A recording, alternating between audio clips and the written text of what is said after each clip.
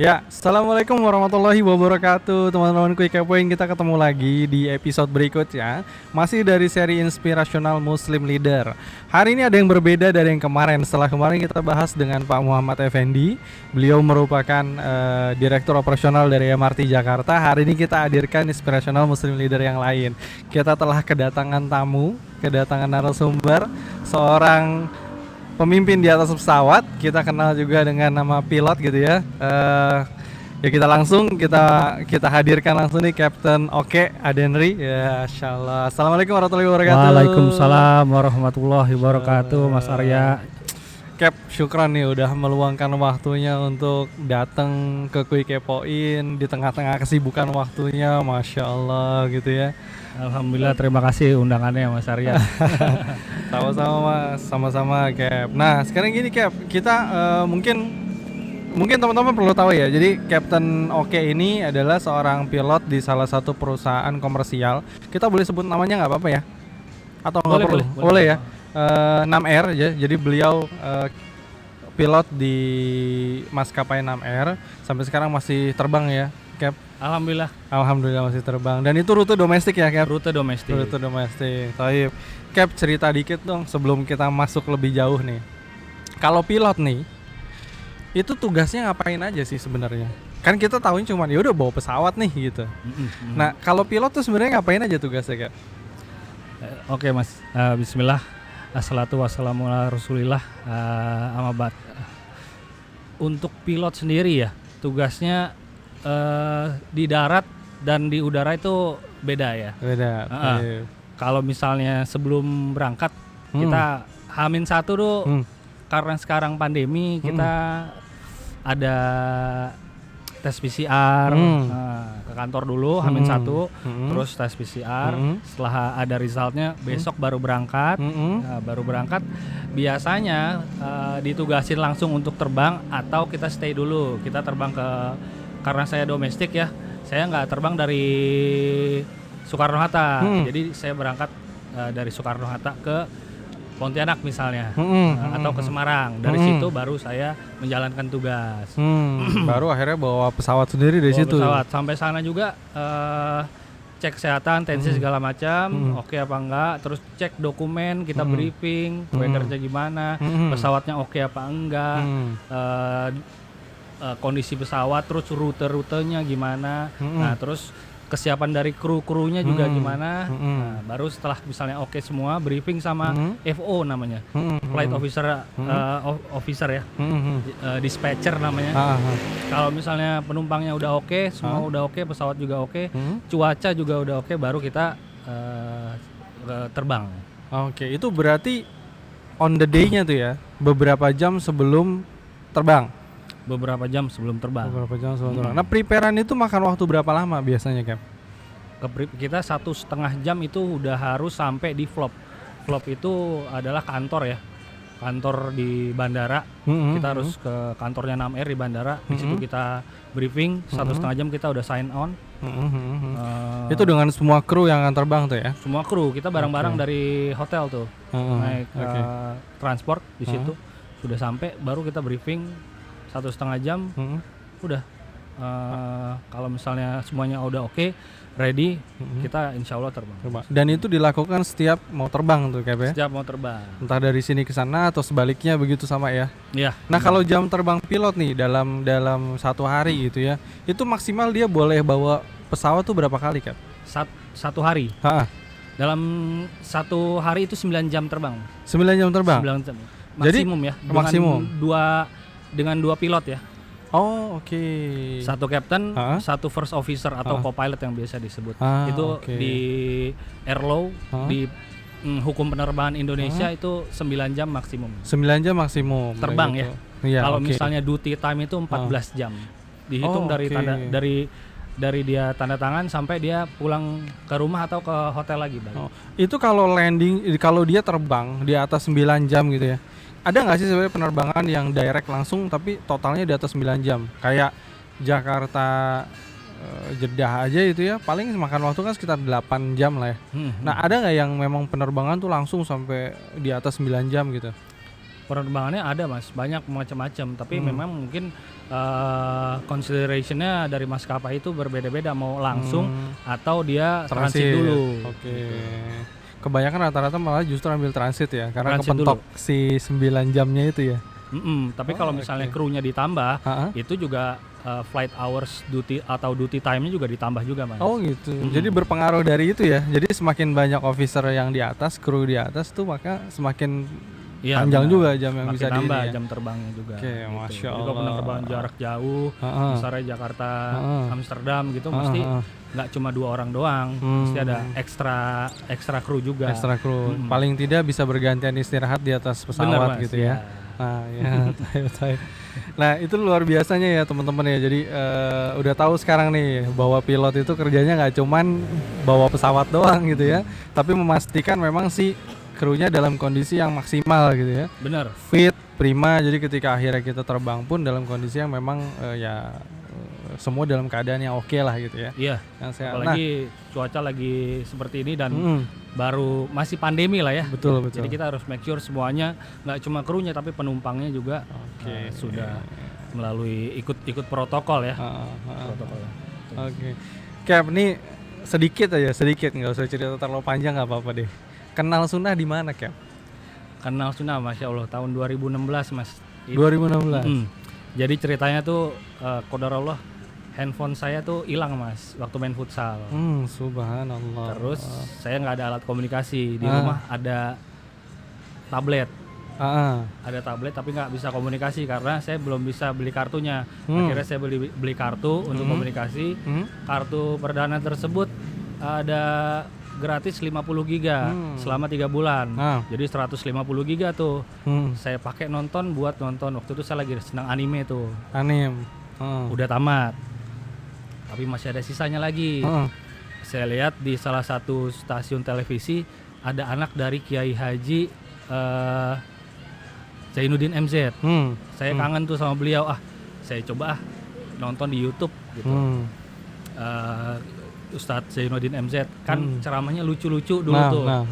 Akhirnya udah selesai Mas, udah semua video klip segala macam saya udah ceramahnya udah saya dengerin. Ngapain lagi ya? Akhirnya YouTube kan ada saran tuh, rekomendasi tuh. Akhirnya ada Ustadz Syafiq Riza Basalama, Masya Allah. Dan Ustadz Khalid Basalama. Ceramahnya pendek-pendek, saya bikin tertarik kan, 2 menit, 3 menit, 5 menit. Terus, wah ini jadi ketagihan nih, karena hal-hal baru yang disampaikan oleh mereka beliau kan, hal-hal yang baru nih. Kok, ternyata kayak gini ya. Selama ini berarti, terus saya pelajarin lagi. Makin ketagihan, saya cari tahu biodatanya Ustadz Khalid dan ceramahnya beliau di mana. Akhirnya saya datengin Mas ke Blok M Square. Masya Allah. Hari Selasa dan hari Rabu tuh udahlah saya datengin terus, masih sepi waktu itu. Kalau yang pas lagi nggak terbang datang ke sana tuh. Bener. Ustadz itu terus. Setelah itu udah alhamdulillah ya sampai sekarang sih Mas. Masya Allah. Gitu. Berawal dari handphone hilang. Jadi bener ya, kalau ustadz-ustadz kita juga sering bilang gitu ya. Sebenarnya semua takdir Allah tuh baik. Satu takdir mengantar kita pada takdir yang lainnya gitu ya. Kalau handphone yang gak hilang belum tentu dapat hidayah. Belum gitu tentu ya? Mas. Masya Allah. Belum tentu Mas. Nah, Cap, kita tadi udah mengenal Cap. Nah, sekarang gini Cap, jalankan sunnah itu kan gak mudah. Benar. Kita sama-sama tahu banyak teman-teman yang pasti struggle juga ketika akhirnya mencoba untuk istiqomah di atas sunnah gitu ya. Atau mungkin buat teman-teman yang baru mau belajar hijrah, atau mungkin baru buat teman-teman yang misalnya baru banget pengen mendekat nih belajar agama. Nanti susah nggak sih gitu kan misalnya. Nanti bakal ngadepin gini dan nanti bakal ngadepin gitu. Banyaklah pertanyaan-pertanyaan yang sering kali muncul di kepala kita gitu ketika kita mau memulai suatu kebaikan atau mau belajar mendekatkan diri pada Allah nih gitu, pada agama kita sendiri gitu, mengenal lebih dalam. Waktu awal-awal mengalami kesulitan nggak, Cap? Awal-awal belajar sunnah itu mengalami kesulitan. Saya harus tinggalin beberapa teman-teman. Oh. Jadi memang dulu kan anak suka musik, terus ya udah nyanyi segala macam dari SMP tuh main musik jadi vokalis, SMA juga segala macam deh. Terus udah kenal sunnah musik, apa iya ya. Terus ya udahlah harus dipaksain sih sebenarnya, harus dipaksain. Jadi ya beberapa teman-teman anak memang saya jaga jarak, tapi tetap komunikasi. Hanya secukupnya gitu kan? Secukupnya. Terus sambil anak kasih tahu juga gitu. Alhamdulillah ya ada beberapa yang juga justru ikutan gitu ya? Justru ikutan gitu. Karena memang dakwah sunnah nih memang ya simpel Mas sebenarnya. Ada dalil jalanin, nggak ada dalil ya tinggalin gitu ya. Masya Harus dijalanin. Jadi struggle-nya justru awalnya mencoba untuk keluar dari lingkungan teman-teman dulu ya. Dan mungkin ada dari intervensi dari keluarga lah, keluarga besar, dengan penampilan yang baru, dengan banyak-banyaknya larangan-larangan, seperti mohon maaf riba, kerja di bank konvensional atau di asuransi dan segala macam. Kok semenjak ngaji kok kamu banyak nggak bolehnya sih gitu. Tapi ya saya jelasin, terus saya kasih saya setelah ngaji tuh jadi lebih baik loh gitu. Oh jadi kalau misalnya dengan dalil-dalil tersebut ya alhamdulillah mereka mengerti, mau paham gitu. Ya, minimal nggak sampai mereject lah ya, dalam arti tidak menyulitkan Captain gitu ya dalam menjalankan. Alhamdulillah Mas, nggak sampai.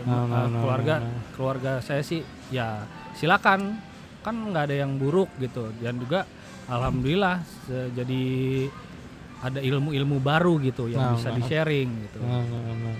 Nah kalau dari sisi kerjaan sendiri gimana? Sempet nggak ada kesulitan? Misalnya contoh ya, mungkin beberapa teman-teman di sini ada yang nggak bisa menumbuhkan jenggotnya terlalu panjang, misal. Nah, ini contoh ya, karena kan di Indonesia sebenarnya beberapa perusahaan bahkan sampai cukup strict terkait masalah jenggot gitu ya. Nah, ada kesulitan di situ nggak, Cap? Kesulitan, alhamdulillah itu juga nggak ada kesulitan sama sekali. Di manual book perusahaan juga tidak ada jenggot jangan terlalu panjang, terus jangan cingkrang, itu nggak ada. Jadi disesuaikan aja. Dan alhamdulillah ada beberapa rekan-rekan penerbang juga sekarang udah banyak yang berpenampilan sunnah gitu. Alhamdulillah ya. Iya, dan kalau misalnya ditanya penampilan sunnah apakah mempengaruhi performa saya menebarkan pesawat, ya enggak gitu. Enggak, betul. Iya, jadi kalau misalnya kalau pakaian kayak gini apakah jadi saya nyetir pesawatnya atau jadi nggak bermasalah gitu, enggak kan? Jadi ya penampilan sama performance ya itu berbeda gitu, berpengaruh. Jadi nggak masalah Cap ya? Nggak. Alhamdulillah. Jadi teman-teman, tapi ada pengaruh nggak? Artinya gini, kita sebagai seorang yang berusaha untuk menjalankan sunnahnya Nabi SAW, memang harus berani gitu Cap. Harus berani menunjukkan diri bahwa ya inilah saya gitu. Dan penyampaiannya pun dalam cara yang baik gitu ya Cap ya. Berpengaruh nggak menurut Captain? Menurut Captain ini itu berpengaruh nggak sebenarnya pada akhirnya seseorang bisa diterima di tempat kerjaannya gitu ya, karena memang dia berusaha menunjukkan dirinya apa adanya tapi menyampaikan dengan cara yang baik gitu. Oh iya, jadi orang kan ngelihatnya dari sikap kita ya, dan di dunia penerbangan atau mungkin di dunia pekerjaan lain, attitude ya itu nomor satu juga ya. Jadi adab dulu baru ilmu gitu. Jadi kita attitude-nya baik, penampilan seperti apapun asal sopan gitu ya, pasti mereka akan terima-terima aja. Kalaupun ditanya, kita ngasihnya menurut Al-Quran, menurut hadis itu seperti ini gitu. Di dunia ya, saya ya sebagai pilot, kalau misalnya ada sesuatu gitu, saya ada dalilnya, itu bukunya tuh manual book nomor berapa, halaman berapa, prosedurnya apa gitu. Jadi nggak katanya, dan Betul. itu saya terapin juga. Memang di agama juga, Islam juga seperti itu. Betul. Nggak katanya. Jadi Al-Quran surat apa, hadis nomor berapa, hadis apa gitu. Sama, pekerjaannya sama, terus ya agamanya juga sama seperti itu. Ada dalilnya, Mas. Nah, alhamdulillah. Jadi justru dalam perjalanan itu alhamdulillah Allah mudahkan ya, smooth aja gitu ya Cap. Masya Allah. Cap, nih sekian banyak penerbangan yang sudah dilalui gitu ya. Hal apa yang paling menarik yang dijalani sebagai seorang pilot nih Cap? Kalau menarik sih alhamdulillah di setiap penerbangan sih menarik sih Mas ya. Banyak aja dapat pelajaran terutama pelajaran agama ya di situ ya. Meteorologi, terus penerbangan navigasi di situ banyak. Kalau saya senang traveling dan suka kuliner, alhamdulillah cocok sebagai pilot Mas. Masya Allah. Suka traveling, jadi saya mau ke kota ini, saya mau ngapain ya nanti ya, makan apa ya. Terus, jadi udah di planning lebih dulu tuh ya? Udah, besok rutenya mana aja nih. Terus saya bilang ke kru saya, malam makan ini yuk, gitu. Jadi memang kalau di ground berapa lama Cam? Di ground tuh berapa lama? Jadi kan misalnya ada rute nih, katakanlah misalnya dari Pontianak ke kota mana yang lebih kecil mungkin gitu ya. Nah itu di ground tuh biasanya berapa lama sih? Istirahat minimum 12 jam Mas. Oh, oke. Minimum 12 jam. Katakan misalnya sampai jam 6 pagi, berarti kemungkinan baru terbangnya lagi jam 6 sore. Iya. Paling cepat. 12 jam kita harus ya stay istirahat. Terus jalan-jalannya atau jalan-jalan kalau pas lagi nginep aja atau? Jalan-jalan kalau lagi nginep aja. Jadi kalau lagi 12 jam itu ya udah nggak kemana-mana ya, istirahat aja ya. Oh, yang di 12 jam itu Mas kita pakai buat jalan-jalan. Buat jalan-jalan. Itu berarti dapat tempat istirahat tuh. Hotel sendiri udah ada di sana gitu. Atau emang ada dormitorinya sendiri? Ada kota yang punya dormitori, ada yang hotel. Jadi beda-beda. Tergantung kondisi ininya aja ya kotanya. Tergantung kondisi kota. Misalnya kotanya memang terlalu terlalu terpencil gitu, jadinya nggak ada yang dormitori di situ, dikasihnya hotel. Gitu. Ya minimal tempat yang layak untuk istirahat gitu Cap ya. Nah sekarang tadi kalau bicara masalah penerbangan nih, saya nggak tahu penerbangan terpanjang yang pernah Captain Oke jalani berapa jam? 2,5 jam dari Denpasar ke Alor. Denpasar Alor 2,5 jam. Pernah nggak kepentok waktu sholat? Kepentok waktu sholat itu kita sholat itu udah harus planning Mas. Oke. Nggak kali ini gimana nih sebagai seorang pilot? Mau kesini ya pasti rukshohnya diambil Mas. Pernah nggak maksudnya yang emang aduh mepet banget nih atau harusnya landing udah jam segini nih, harusnya ketemu nih misalnya dari zuhur ke asar gitu kan. Itu kan waktunya juga termasuk deket, apalagi maghrib ke isya gitu ya. Nah harusnya estimasi sebelum asar saya udah landing nih, ternyata lewat gitu. Pernah nggak kejadian kayak gitu dan bahkan mungkin mulurnya sampai akhirnya habis nih waktunya misalnya gitu, atau berangkatnya asar ketemunya maghrib landing, taunya begitu landing udah isya gitu kan, tipis banget tuh. Nah, pernah nggak kayak gitu Cap? Itu kayak gitu sih sering sih Mas, jadinya memang kita harus menyesuaikan aja. Kan ada di estimasi landing time ya, ETA ya. Kapannya terus kita lihat trafficnya segala macam. Oh di sana kini kita estimasi terus weathernya kayak gimana. Ya udah saya minta izin aja untuk sholat di pesawat. Terus gantian paling sholat. Jadi captain sholat, co-pilot jagain gitu ya? Iya. Co-pilotnya sholat, captainnya jagain. Dan itu apa namanya? Jama kosor ya, rukshonya kita ambil. Iya karena jarak kilometernya juga jauh ya. Benar. Jadi memang sholat kita lihat rute, terus berarti gue sholat harus di planning juga Mas. Kapannya gitu. Itulah kenapa kita harus berilmu ya.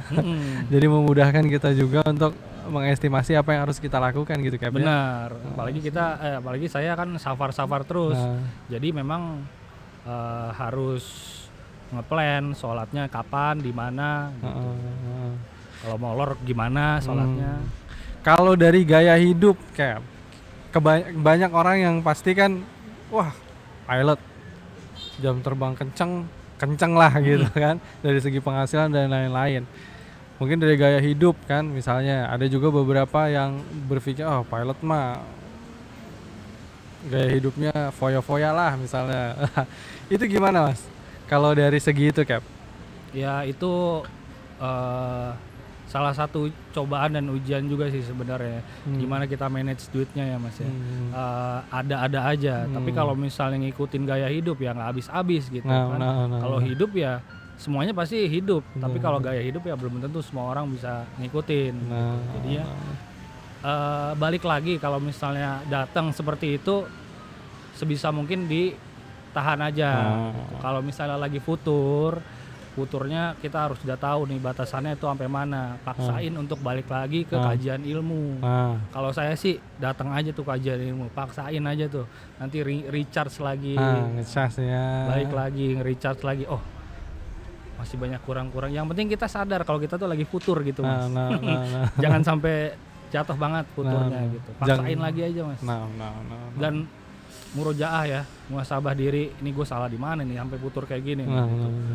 Jangan-jangan gue masih ada ini, jadi ya terus introspeksi diri Mas, kenapa bisa futur gitu. Paksain balik lagi untuk beramal lagi, sedekah apapun lah semuanya untuk bisa balik lagi kayak kemarin minimal lagi. Ke awal lah ya. Benar. Gitu. Pas kita lagi sholat pun kita suka ngerasain nih, sholatnya nih enak apa enggak gitu, apakah salah-salahan apa enggak gitu. Itu barometer saya sih sebenarnya futur apa enggak. Tahu. Pernah nggak penerbangan ditunda karena penumpang? Oh itu pernah Mas, pernah. Case-nya apa biasanya? Penumpang telat. Biasa tuh justru bukan di bandara-bandara besar, justru di bandara kecil yang tidak ada macet sama sekali di. Loh gitu, di malah terlambat justru. Iya. Kotanya kota kecil, terus memang nggak ada macet sama sekali ya. Orangnya nggak banyak juga, tapi justru itu rentan telat Mas, karena gimana ya, mereka kayak menggampangkan aja gitu. Jadinya penumpang mana, masih kurang 2 cap, masih kurang 3 cap, di mana, udah ditelepon masih di jalan, ada yang masih di rumah. Loh emang nggak dikasih tahu? Udah dikasih tahu tapi tetap ya udahlah, mau gimana. Tapi kalau udah gitu memang diperbolehkan, maksudnya rentan waktu kita boleh nunggu penumpang tuh berapa lama sebenarnya? Itu kebijakan Captain masing-masing, tapi paling 15-10 menit sih Mas. Oke, berarti gitu. 10 menit dia nggak ada tinggal gitu ya. Jadi ya kita juga nggak terlalu terburu-buru Mas. Memang kalau misalnya banyak penumpangnya ya kita tungguin, kan kesian juga mereka. Tapi dengan waktu yang wajar lah. Gitu. Jadi ya terbang nggak usah buru-buru lah, sesuai waktu aja gitu. Mau kemana juga buru-buru kan. Tapi ya wajar aja kita tungguin biar mereka juga nggak telat-telat terus gitu. Bener. Gitu Mas. Nah sekarang gini, kalau terbang pasti ada turbulence tuh Cap. Turbulence itu pernah nggak sampai ngerasain yang parah banget tuh? Oh pernah, itu perjalanan yang saya ingat dari Bandung ke Semarang. Itu sepanjang perjalanan selama satu jam ya, itu turbulence terus. Masuk ke awan, kondisinya hujan, mau lihat di radar tuh merah-merah semua. Jadi kita cari jalan yang pendek. Dan itu malam kita nggak bisa ngelihat awan di situ, nggak bisa. Jadi ya cuma lihatnya ya kilat-kilat aja, petir di kanan kiri segala macam. Terus radar merah, kita cari jalan yang paling pendek.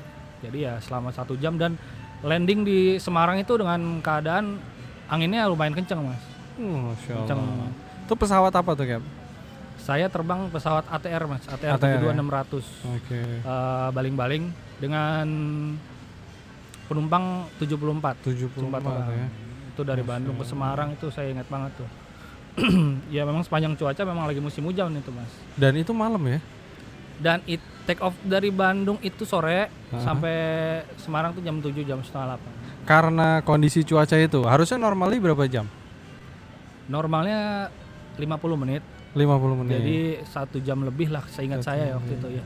Memang kita harus kalau misalnya normal kan lancar ya, lurus aja kan.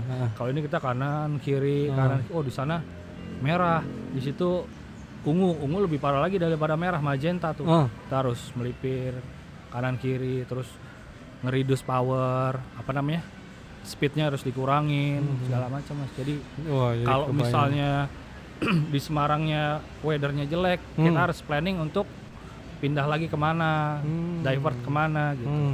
Ya alhamdulillah waktu itu Semarangnya bagus, nggak hujan deras, jadi jarak pandangnya masih mencukupi untuk landing lah. Jadi cuma anginnya itu kenceng, anginnya kenceng. Kita hampir mau go round tuh nggak jadi landing putar lagi. Tapi alhamdulillah bisa dihandle, tetap landing. Jadi deg-degan di situ justru ya. Iya. Nah kalau memang kondisi kayak di atas tuh Cap ya, dia kan turbulence, petirnya banyak dan lain-lain. Itu berarti dia nggak automatic pilot dong akhirnya. Untuk otomatis gimana ya? Autopilot tuh kita nggak megangin pesawat terus, Mas. Jadi memang kita pencet autopilot ya tinggal ngikutin rute yang kita setel aja. Oh, jadi kalaupun memang ada peralihan rute ya tinggal pindahin ke rute yang itu aja ya.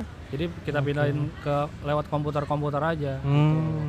Kalau autopilotnya off, itu pada saat take off atau mau landing aja.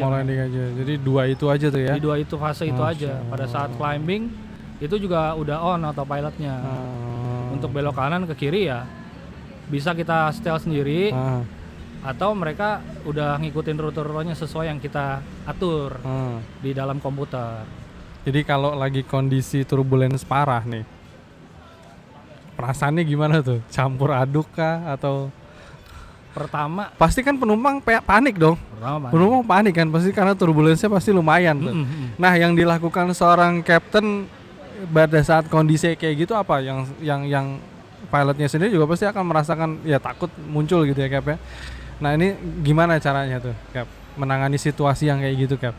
Ya pertama kita meridus kepanikan kita ya karena kita memang lebih di depan terus kita yang bawa pesawat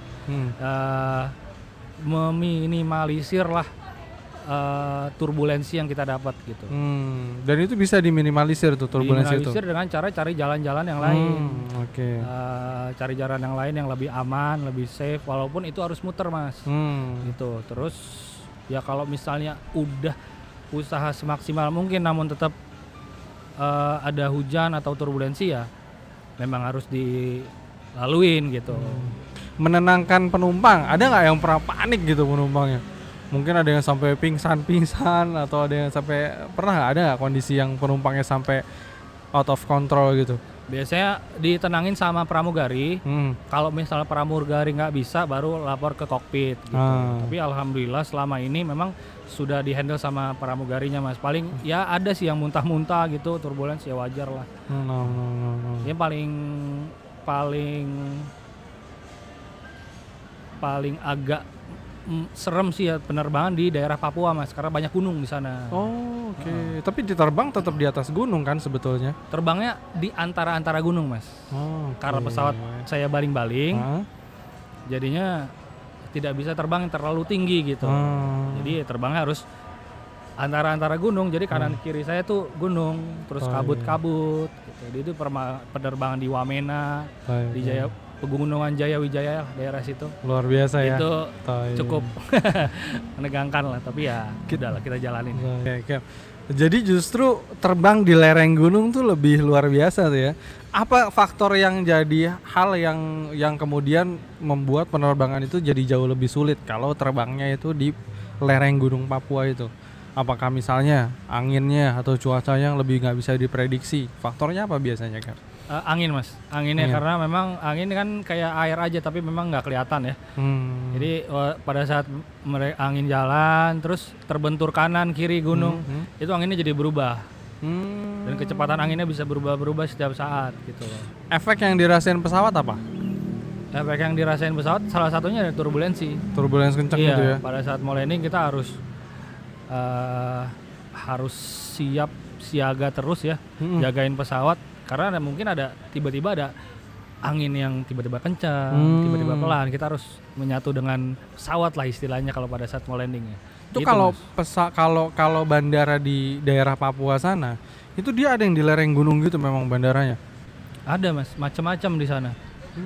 Yang paling sulit macam-macam. Yang paling sulit di buat landing itu sebenarnya tipikal bandara yang kayak apa tuh biasanya? Tipikal bandara kalau saya itu bandara-bandara yang kecil Mas, dengan runway-nya itu pendek. Itu lebih sulit. Dengan ditambah pendek pertama weather-nya macam-macam, habis itu pegunungan. Itu udah komplit deh. Luar biasa. Karena di pegunungan itu cuacanya beda sendiri Mas. Itu bisa kadang hujan, Terus hujannya kapan aja, nggak ngikutin iklim lah istilahnya.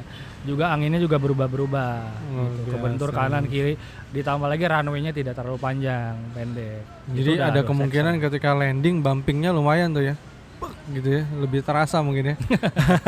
Itu udah ya sebisa mungkin lah handle pesawat. Jadi itu memang satu kesulitan tersendiri itu ya. Bener. Tapi ada nggak gini, kru kan pasti nggak semuanya pro nih. Ada juga yang mungkin mereka baru terbang misalnya. Pernah nggak dapet kru yang mungkin first time-nya mereka terbang tuh. Terus panik nggak biasanya? Pernah nggak dapet kru yang baru first time-nya mereka terbang nih gitu? Ya kan kalau kita bicara misalnya entah pramugara atau pramugarinya, itu kan ada dong yang pasti baru first time mereka terbang gitu kan? Iya ada. Atau kalau ke pesawat kecil itu justru nggak ada? Semuanya ada yang lagi training ada banyak malah justru.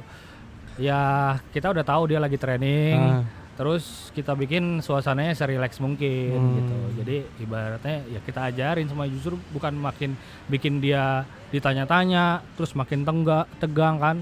Kita berasa senior, enggak, kita ajarin mereka gitu.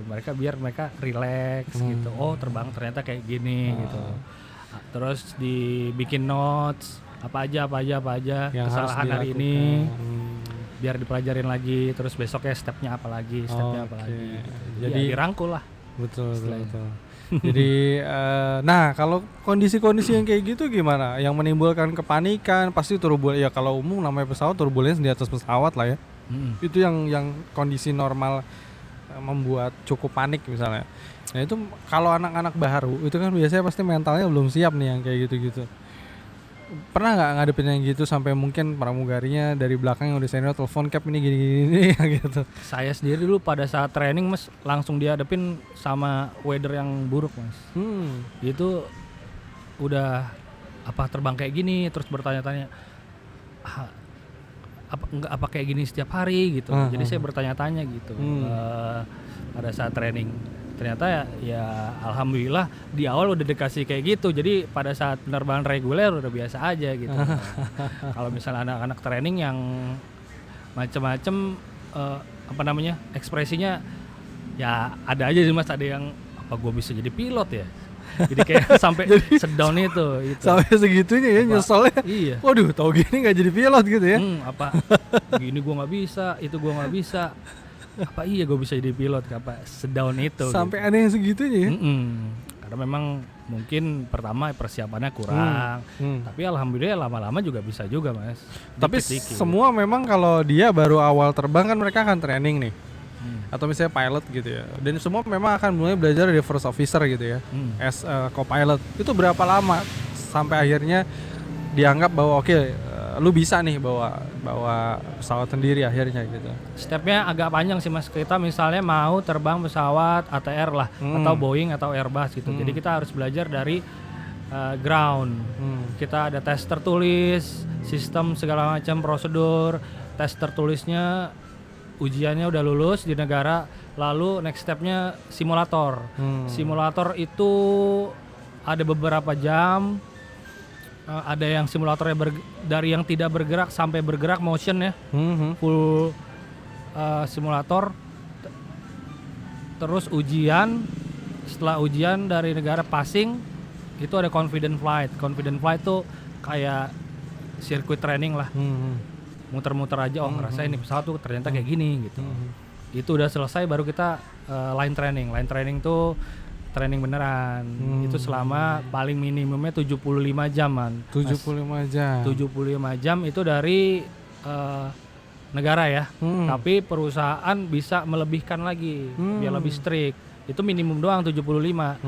Sampai untuk dipercaya paling enggak first officer itu berapa jam biasanya Cap?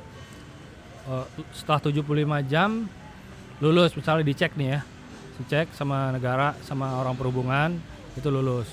Setelah lulus ya udah, nanti setelah 1.500 itu bisa jadi bar 3, jadi senior first officer. Setelah bar 3 itu tesnya sama, ada tes tertulis, simulator juga, jadi naik terus tuh tes ya? Terbang lagi gitu. Tapi ya tesnya dengan dengan materi yang berbeda. Lebih ya emergency, abnormal, semuanya macam-macam. Ibaratnya pesawatnya dihancur-hancurin lah, terus bisa nggak lo benerin nih pesawat gitu. Habis itu udah setelah 1.500 senior officer 3.000 bisa jadi captain, junior captain. Baru setelah 3.000 flight hours tuh ya. Ya, dan kebijakan perusahaan bisa berubah-berubah ya. Oh, jadi sebenarnya balik ke kebijakan perusahaan ya? Perusahaan berubah-berubah. Ada yang lebih besar dari itu, ada yang lebih rendah dan dari itu. Dan kebutuhan perusahaan butuh captain nggak? Gue masih banyak captain. Jadi belum butuh captain ya udah tetap jadi belum first ada officer tuh first akhirnya. officer. Sampai akhirnya butuh captain. Butuh gitu captain. Ya. Kalau misalnya captain semua, first officer nggak ada dong. Iya benar-benar. Gitu ya Cap ya. Oh, Masya Allah, ini sharingnya luar biasa nih Cap. Kita jadi tahu nih bahwa persiapan itu dimulai dari ground ya, sampai di atas, probability yang mungkin ditemui apa aja, handlingnya gimana, sampai tadi ya kesulitannya paling kalau, nah kita ngomongin puasa nih Cap. Puasa, ya. Puasa nih Cap, seru nih puasa nih. Pas Ramadan pernah terbang nggak? Sering banget Ramadan terbang. Kendala nggak puasa akhirnya? Nggak ada masalah. Alhamdulillah ya. Alhamdulillah nggak ada masalah. Nah sahur gimana? Pernah nggak? Tapi pernah nggak sih kalau kayak akhirnya nggak kesempatan sahur nih gitu? Atau bukanya akhirnya mulur gitu? Sahur itu ya kita kalau misalnya pagi flightnya ya sahurnya bisa di pesawat. Setelah take off? Setelah take off semuanya selesai, kerjaan yang primary job dulu udah selesai, baru sahur. Setelah sahur ya udah. Atau yang bukanya di atas juga pernah ada mas. Menyesuaikan local time ya. Iya betul. Atau pernah kita tanya-tanya sama ATC bandara tuh, Mas, Mbak, maghribnya jam berapa ya? Jam sekian Cap. Terus kita, oh iya makasih, berarti sebentar lagi udah mau buka tuh. Nah, udah kita koordinasi sama pramugari ngasih tahu ke penumpang. Bagi yang puasa jam sekian di kota tersebut maghribnya. Nah, dikirimin tuh akhirnya ke captain di depan sama pramugari. Cap ini buat buka puasa gitu ya? Iya dikirimin. Jadi kita sebelum terbang tuh, sebelum terbang atau di kota tersebut sebelum take off tuh udah beli makanan-makanan yang buat bukaan nanti. Apaan aja. Terus biasanya sih ya iftar aja sih mas. Nanti pada saat landing baru akhirnya makan berat tuh ya. Bareng-bareng. Tapi seru tuh ya. Sebenarnya jadi seru banget. Terus seru ya. Bisa sahur di kota mana, bukanya di kota yang berbeda gitu ya. Kita lihat di atas nih. Oh, masih terang. Situ udah gelap. Itu terang. Terus kita tanya jadinya kapan sih sebenarnya jam maghribnya. Kita nggak nebak-nebak. Betul. Ya pokoknya menyesuaikan dengan lokal time ya. Yang paling asik tuh nyebrang-nyebrang WITA, WIB kan peralihan kota-kota tuh. Betul. Kita terbang ke sini bisa beda banyak. Iya. Udah ikutin aja. Iya. Lokal time yang mana ya itu yang kita ikutin gitu ya. Tapi seru banget. Seru banget. Jadi Ramadan selalu jadi pengalaman yang justru paling menarik kali ya dalam sepanjang penerbangan ya. Iya. Satu set kru bisa sahur bareng-bareng, habis sahur bareng-bareng langsung terbang, terus nanti bukanya bareng-bareng juga. Serunya di situ tuh kan. Iya. Pakai apa hari ini, besok pakai apa. Lebaran terbang, pernah nggak? Lebaran pernah. Saya di Solo waktu itu. Di Solo. Jadi Lebaran terbang, pas lagi Lebaran akhirnya terbang gitu ya? Terbang. Alhamdulillah nggak dapat sholat. Sholatnya dapat? Sebelum take off? Atau setelah akhirnya? Alhamdulillah. Udah landing. Take off-nya itu siang mas. Siang. Jadi pagi-pagi ya udah kita sholat itu dulu. Terus makan ketupat segala macam. Keliling-keliling kota, lihat apa sih yang di Solo nih, ada apa sih nih. Baru prepare siang-siang jalan. Berangkat gitu ya. Tuh kekeluarganya di situ tuh ya sama kru tuh ya. Kru itu ganti-ganti nggak sih sebenarnya kayak? Oh ini misalnya. Waktu berangkat misalnya dari Solo ke Surabaya misalnya ya, Solo ke Surabaya, krunya ini nanti pulangnya beda gitu. Dari awal saya tuh penugasannya seperti ini mas, jadi 5 hari atau 7 hari mas, atau lebih mungkin ya. Kalau ke Papua tuh ya udah bisa 21 hari ya. Baru pulang lagi setelah 5 atau 7 hari atau lebih. Dengan kru yang sama? Dengan kru yang sama, kecuali ada kru yang sakit, dikirim kru yang baru. Jadi misalnya 20 atau 7 hari deh, kita ambil 7 hari penugasan gitu ya. Krunya yang berangkat bareng ya pulangnya bareng gitu ya. dia lagi Nanti orang-orangnya. begitu off nih, kalau di darat nih lagi nggak terbang tuh berapa lama Cap biasanya? Off-nya itu di perusahaan 2 hari. Terbang lagi nih 2 habis hari ini? itu kalau padat, tapi biasanya sih untuk sekarang lebih lama liburnya Lebih lama libur daripada terbangnya gitu ya. gitu Mas. Nah nanti pada saat terbang berarti ada kemungkinan beda dong krunya. Beda, diputar lagi, rotasi lagi. Pramugarinya, terus kokpitnya beda-beda lagi Mas. Ya udah orangnya, tapi pada akhirnya karena di rolling terus, diputar terus, kenal semua akhirnya. Kenal semua. Udah sama kapten ini, Mbak ini, Mas ini gitu. Udah kenal semua. Iya. Kebiasaannya juga udah pada tahu semua. Udah tahu, udah biasa ya, udah hafal ya. Udah hafal. Tapi alhamdulillah seru-seru semua. Jadi menyenangkan nih Cap ya. Jadi teman-teman nih sekali lagi nih bahwa kita harus yakin ya Cap ya. Yakin bahwa memang apa yang kita yakini, Islam yang kita jalanin, sesuai sunnah yang kita jalanin, insya Allah nggak akan merepotkan kita dalam pekerjaan kita sehari-hari ya Cap ya. Iya benar. Sejauh kita memang menampilkan pribadi yang baik gitu ya. Tadi kalau Captain bilang adab dulu nih sebelum ilmu. Dan mungkin kalau para ulama juga pernah berbicara adab sebelum ilmu dan ilmu sebelum amal gitu ya. Benar. Insyaallah. Jadi nggak ada alasan tuh Cap ya. Jadi dimanapun kita ditempatkan, dimanapun kita berada, sejauh memang kita yakin apa yang kita hasilkan itu halal, nggak melawan syariat, kita pertahankan ya Cap. Iya, jalanin aja. Dan kita berusaha ya. Iya, jadi ya kalau saya pribadi sih Islam tuh mudah sebenarnya. Jadi mindset kita doang yang anak-anak sekarang bilang tuh overthinking gitu. Apa ini jadi ribet, itu ribet. Ya. Sebelum kita bertindak ya itu sesuai sama Islam apa enggak gitu. Halal, haram. Jadi di setiap gerak-gerik kita di situ halal atau haram nih. Sebelum kita melakukan usaha ini, sebelum kita melakukan keputusan ini yang saya lakuin ini halal atau haram. Kalau misalnya masih ragu-ragu atau subhat ya ditinggalin. Subhat kan harusnya ditinggalin kan. Jadinya kalau kita ribet sendiri terus overthinking sendiri ya balik lagi ke dalil-dalil lagi, jangan ribet sama pikiran kita sendiri gitu. Itu aja sih Mas. Islam itu sebenarnya nggak ribet, cuma detail karena memang ya emang yang saya yakini Islam ini benar-benar agama yang benar ya, karena Islam tuh detail banget tuh sampai hal yang kecil gitu diajarin semuanya. Ya, jadi nggak menyulitkan Captain sama sekali nih ya, sama sebagai sekali. seorang pilot gitu ya. Enggak, kita harus menyesuaikan aja sama Islam. Misalnya rute kesini, jam sekian, oh sholatnya mesti di sini gitu.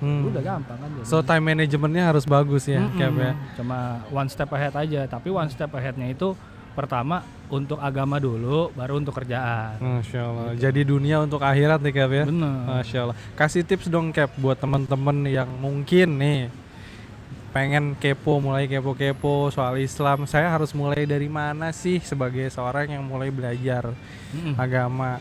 Kemudian juga kalau tadi kita udah denger langsung nih dari Captain Oke nih, nggak susah kok sebenarnya ngejalaninnya gitu kan. Iya.